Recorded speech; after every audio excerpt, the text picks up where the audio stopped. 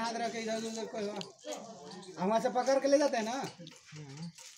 हाँ छोड़ दे चंदन, उठा लो उठा लो उठा लो, उठा के लिया बा उठ छोड़ लिया दे भाई। चंदन, माफ कर दे, हाँ बोली तो अपना जो है डायलॉग लिया माफ कर दे चंदन। कौन पूरा गांव के सामने आज तू कबूल कर कि मंदिर में चोरी हमर बाबूजी ना बल्कि तू कैले रहे। कबूल कर। गांव वाले लोग फुटेज खा आराम से। मंदिर में चोरी इनकर बाबूजी ना हम ही के लिए डरने। बाबूजी हत्या के कैले रहे वो बता। बोल। इनकर बाबूजी आत्महत्या ना केले रहन, इनकर बाबूजी के मार के हम ही फांसी लगा देले रहने। छोड़ दी चंदन, माफ कर दे, छोड़ दी। तोड़ा के कैसे हम छोड़ दी।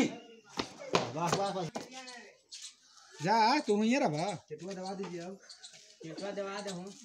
हाँ छटपटा के मरी है मरेला है तो जखने सही है। हाँ आज हमर बाबूजी के आत्मा के शांति मिली।